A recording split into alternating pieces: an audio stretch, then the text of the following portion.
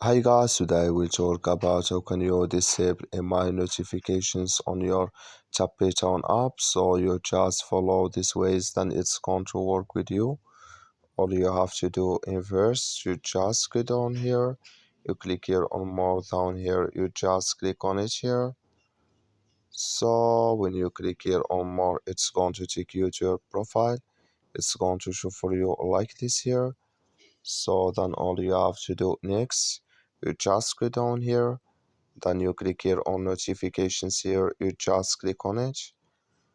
So then you come to next step here, it's going to show for you like this. You come here to email notifications. So you click here in this sign or this color. Like you see color, it's gone. That's mean here email notifications disabled with us now.